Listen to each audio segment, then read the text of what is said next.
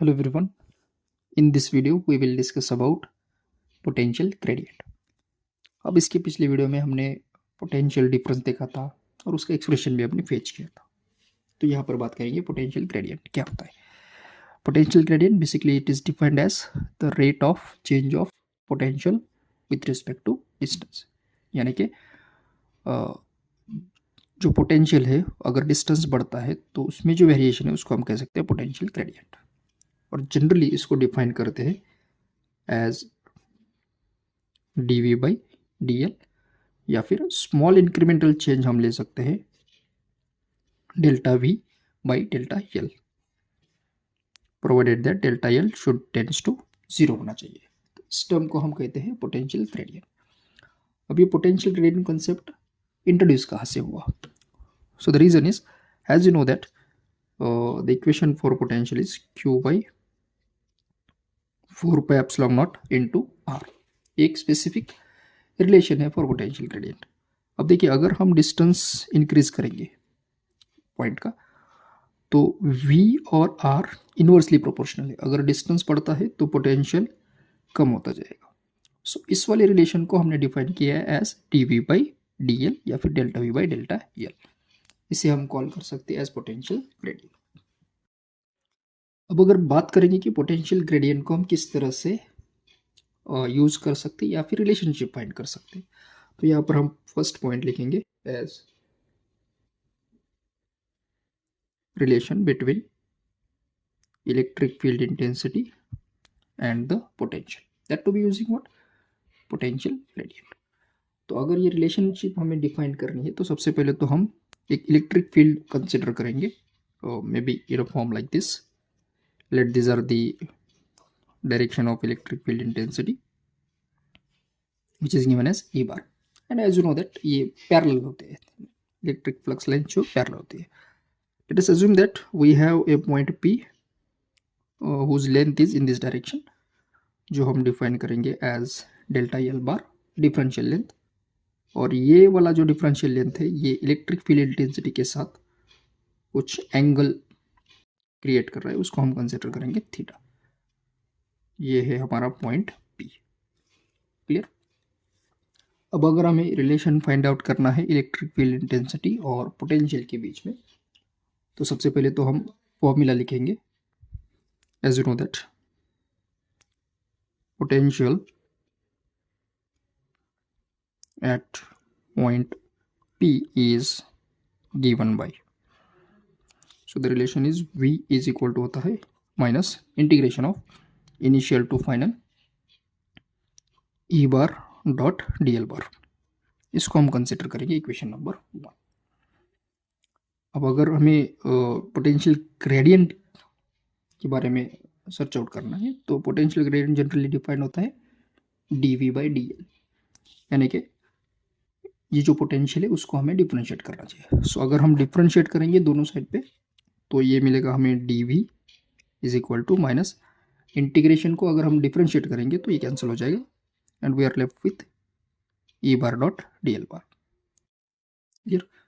तो dv is equal to मिला E bar delta L bar, या फिर इस इक्वेशन को हम लिख सकते हैं delta v as E bar dot delta L bar. ये डिफरेंशियल फॉर्म में और ये डिफरेंशियल लेंथ के फॉर्म में, या फिर हम कह सकते हैं इंक्रीमेंटल चेंज के फॉर्म में हमने इसको लिखा. ये वाला क्लियर? अब हम डेल्टा एल बार लिखेंगे. ये एक वेक्टर क्वांटिटी है तो इसको हम लिख सकते हैं delta L bar is equal to magnitude into its unit vector. अब देखिए अगर ये एल डायरेक्शन में है या फिर डिफरेंशियल लेंथ के फॉर्म में है तो इसका जो यूनिट वेक्टर होगा वो हो जाएगा एल बार. तो ये आ जाएगा मैग्नीट्यूड और इसका जो डायरेक्शन है वो है एल बार, क्योंकि generally vector is equal to होता है मैग्नीट्यूड विथ इट्स डायरेक्शन. ये डेल्टा एल बार के लिए लिखा है. सिमिलरली हम लिख सकते हैं ई बार के लिए as magnitude E dot unit vector L bar. अब इन दोनों का हम कंसिडर करेंगे dot product. So let's take the dot product. So will write E bar dot dl bar will be E bar is equal to है E A L bar dot D L bar है D L into A L bar.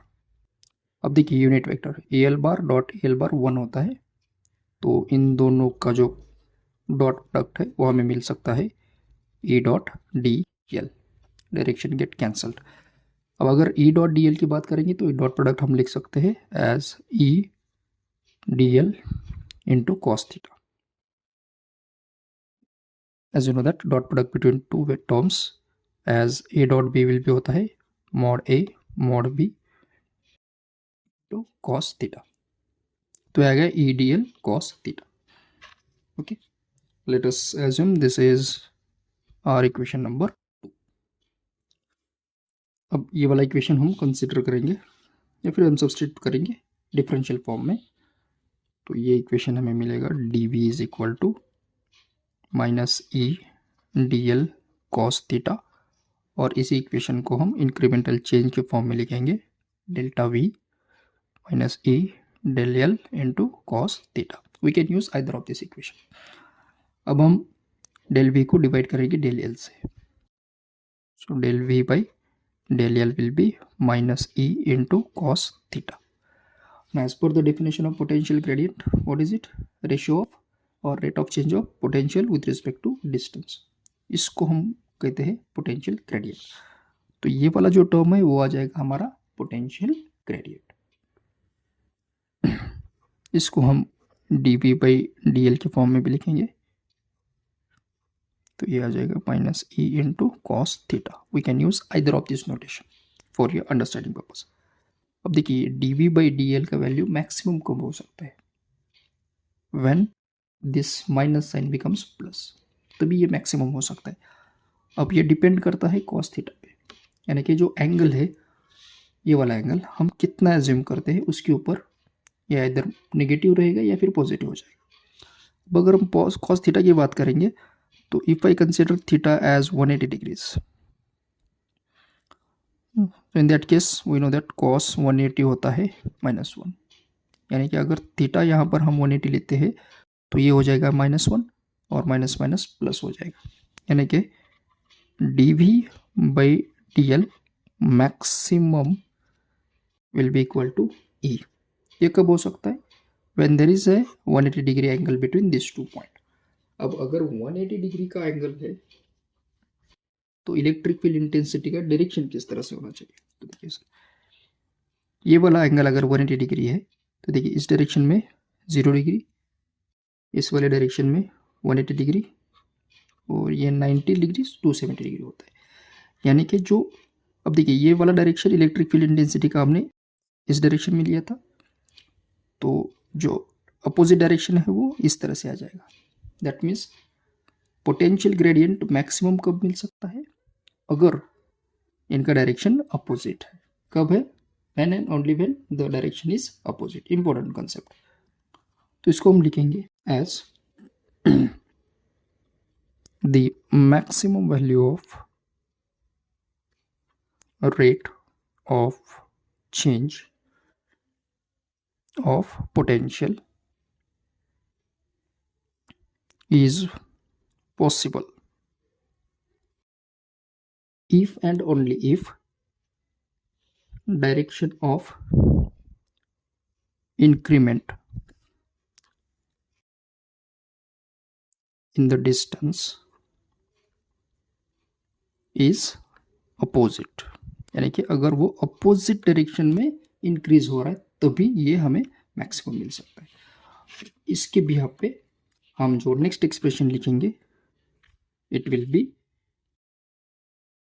D V by D L is equal to आ जाएगा minus E bar, या फिर reverse लिखेंगे E bar is equal to minus D V by D L, ये value maximum है with unit vector जो हम लिखेंगे ए एन बार। अब देखिए ये हमने वेक्टर लिया है तो ये इसका मैग्नीट्यूड और ये इसका यूनिट वेक्टर हो सकता है। E bar is equal to minus D V by D L into A N बार।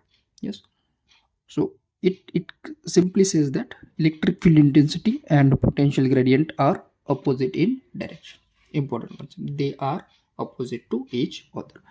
और ये टर्म तो हमें पता है it will be our potential gradient. तो इसको हम डिफाइन करेंगे एज ग्रेडियंट। ओके, तो इस बिहाफ पे हम डिफाइन करेंगे as the maximum value of rate of change.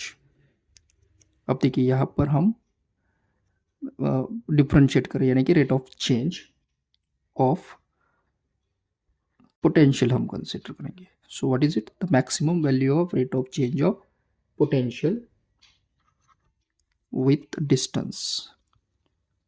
अब ये टर्म तो हमें पता है, it is nothing but dv by dl। एक बार लिखेंगे dv by dl is called gradient, इसको हम कहते हैं ग्रेडियंट। अब ये gradient in response of potential आ रहा है, इसके लिए हम उसे कहते हैं पोटेंशियल ग्रेडियंट, जो हम डिनोट करेंगे एज डेल v। और इसके बिहाफ पे अब हम एक्सप्रेशन लिखेंगे as E bar is equal to, ये देखिए पूरा टर्म है माइनस डेल v, या फिर इसको हम लिखेंगे minus gradient of v। okay, so this will be the relationship between e and v, और इस ऑपरेटर को हम कहते हैं as a gradient operator. Okay, so I hope you have understood the concept of potential gradient. अब इसमें एक interesting fact ये है कि अगर हम देखेंगे तो हमने यहाँ पर ई बार लिया है, यानी कि इलेक्ट्रिक फील्ड इंटेंसिटी एक वेक्टर क्वांटिटी है, राइट। बट हमें पता है v जो होता है वो स्केलर क्वांटिटी होता है, पोटेंशियल स्केलर क्वांटिटी। तो अगर हम ग्रेडियंट ऑफ स्केलर क्वांटिटी लेते हैं तो हमें क्या मिलेगा? Vector quantity. तो इसके भी आप पे लास्ट पॉइंट यहाँ पर हम ऐड करेंगे, which is foremost important, as gradient of scalar is vector. यानी कि किसी भी स्केलर क्वांटिटी का अगर हम ग्रेडियंट लेते हैं तो क्या हो जाएगा? It becomes a vector quantity. So this is about the concept of potential gradient. Thank you.